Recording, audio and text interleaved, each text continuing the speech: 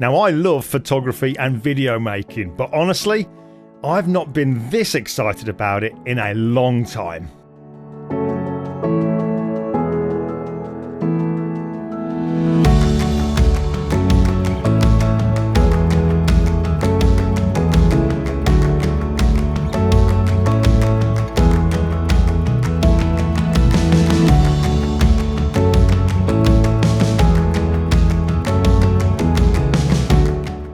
So a couple of videos back I showed how I took a photograph of an incredible lighthouse in South Wales using my drone, and how without it the shot would have never been possible.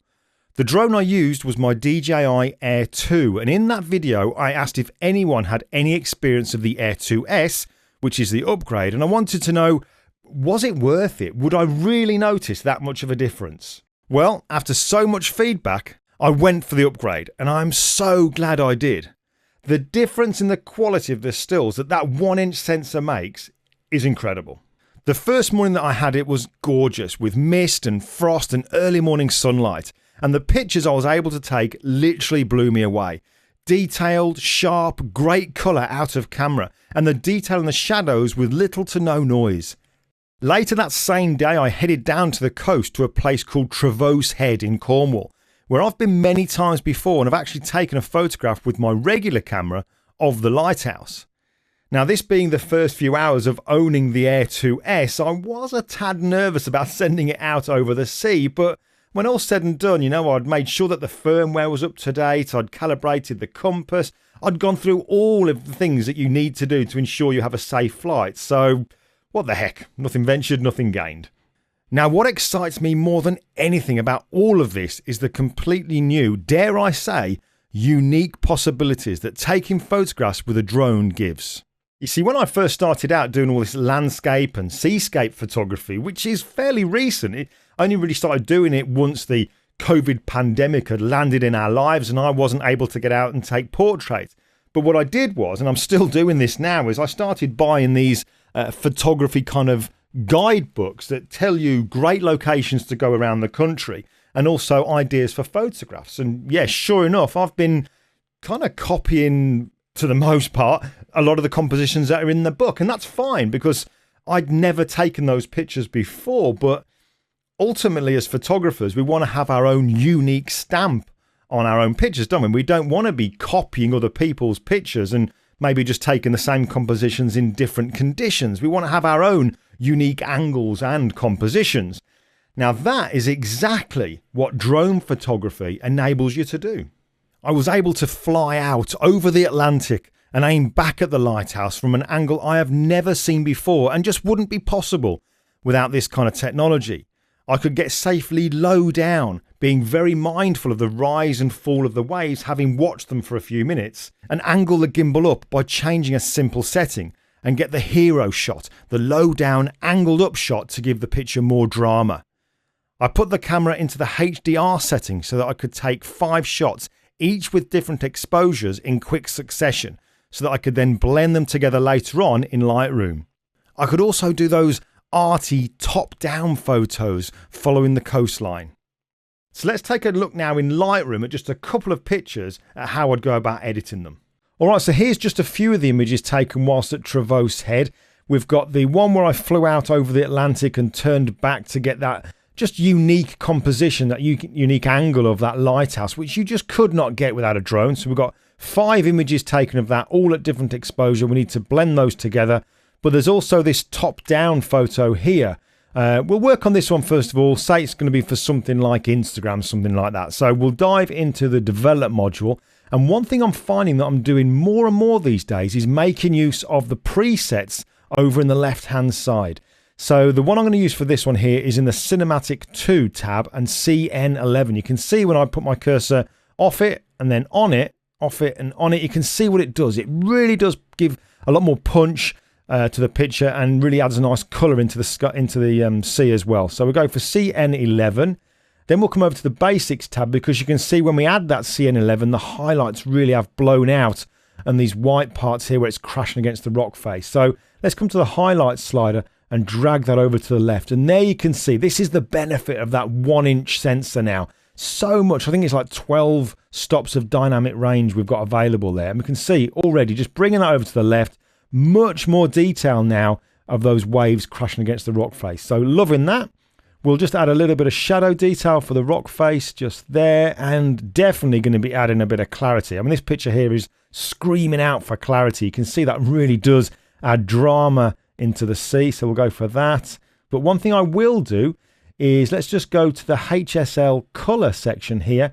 We're going to go into the color part of that, and we'll choose maybe like this aqua color. Let's just drag that luminance slider back and forth so we can see what that's going to affect. So it's definitely affecting the sea. Let's just increase the saturation and just play around with the hue. Do we want it to be that kind of blue, or do we want it to be more like this? I think more like this, really. It's kind of a bit more of an appealing look to it. So yeah, happy with that just there.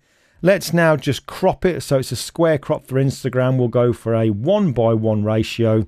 And let's just drag that over to the left, because I want the kind of rock face to be coming in from the bottom left up to the top right. So we'll keep it like that. And yeah, something like that's looking good. And the last thing, let's have a good old vignette to this. So I'm going to zoom out to 25%, click on the Maskings tab and choose a radial gradient, click in the middle of the image and drag outwards to somewhere around about there. Then we'll click on invert and then just take that exposure slider and drag it over to the left. Something like that. Something like that would be good. Might just reposition it just a touch. Maybe somewhere there. Not quite so much on the exposure. But there we go. All right, so let's come out of the Maskings tab, go back to Fit View. Yeah, liking that. Perfect for something like Instagram. But let's now look at these 5 different images here, or these 5 different exposures of the lighthouse shot. So what I need to do is blend these together. So I'm going to click on the very first one, hold down the Shift key and click on the very last one. So they're now all highlighted. We'll then go to the photo menu, choose Photo Merge and HDR. Now what this is going to do is very quickly give me a preview, a JPEG preview of what this image should look like to see if it does blend well together. And yeah, sure enough it does. It's looking good. So on the right hand side we can see we've got the auto align checkbox ticked and also the auto settings. Now if I turn that off you can see that that's the starting point, but I think it's actually good to have those auto settings in. It really is a good launch pad for when we go back into the main Lightroom workspace. So we'll click on Merge and just give that a few moments to create the full high resolution merging of that actual collection of images. All right, so now that it's done that, let's just press D to go to the Develop module. This is the image that we're now going to work on. So I think first of all, we'll give this just a little bit of a crop. So I'm going to press R on the keyboard to go to the crop tool. And I'm just going to drag up. In fact, let's give this a 16:9. So let's come over to here, 16:9. And I'll drag up to there, put the actual lighthouse so it's more centralized, maybe something like that. There we go. In fact, let's put the horizon line just on that third. So there we go. Perfect. All right. So now I think I'll just go to the maskings. Let's select the sky. And when it selects the sky, it's also getting just a little bit of that lighthouse in there. We don't need to be too accurate with this, but I definitely don't want to have that much of the lighthouse selected. So we'll go to subtract and we'll see if subject actually removes it off the lighthouse. And yes, sure enough it does. There's just a little bit on there that we could then click on subtract again and just get a brush and make sure that brush is really small by using that left square bracket key and then just coming in and painting it off a little bit of the lighthouse just there. But we don't need to be too concerned about that. Not really going to notice it that much, but something like that. And then with the sky we can give it a little bit more blue and maybe just boost up that clarity on the sky. But again, one thing I will do, let's just come out of the masking, is come back over to those presets, because straight away you can see, look, that's before and after, before and after. I'm really liking these presets. They definitely work for these coastal pictures. So we'll go for that CN11 just again there. Definitely need to add a little bit of detail back in the cliff face. So I'll add another mask there, create a new mask and use a brush. Just use that square bracket key to bring up the brush so it's a bit bigger, and we'll just paint around the shoreline, the rock face just there, just to bring a little bit more detail back into that. And we'll go for something like just an increase on the exposure just a little bit, and definitely bringing in some of that clarity. That really does make it pop. Absolutely love that. All right, so there we go. That's that one. And the last thing to finish off, just a little bit of sharpening. Come down to the detail tab. We've got the sharpening tab here. I'm going to bring that down to around about 25. And just to control where that sharpening happens, I'm going to hold down the Option key on Mac, Alt key on Windows, click on the masking slider, and then drag over so that now we can see only the white areas are the areas that have been sharpened. The more I drag that slider over to the right-hand side, the less areas are sharpened, the more black gets introduced. So whereas white is sharpened, black isn't sharpened. So something like that will do just fine. So yeah, really, really happy with how these pictures are coming out. It's early days with this drone, but yeah, I am very, very excited about the possibilities that taking stills with the drone's offering. I'm also really tempted in looking at the Mavic 3 Pro, but I'm going to leave that for a while. Let's just see how much I do with this Air 2S. But, you know, thinking about drone photography, it is completely inclusive. And what I'm talking about there is, you know, I've met many people now who are kind of maybe a little bit older, and they're kind of saying that they wish they could get into certain places, but they're just not physically able. Drones will allow them that. And that also goes for people with maybe disabilities as well, that could be in a wheelchair, that can't get down steps or get onto places. Drones are going to allow them to do it. And that's going to be great for them, great for their mental health. And so they can keep on being creative. They're not going to be restricted. So yeah, very, very exciting times. Oh, and before I go, I just want to say a huge thanks to Rode for sending me this. Not the microphone, but the actual boom arm that the microphone's attached to. This is the Rode PSA-1 Plus Boom Studio microphone arm professional thing. Way better than the one I have been using for quite some time, because with this one I can literally just move it around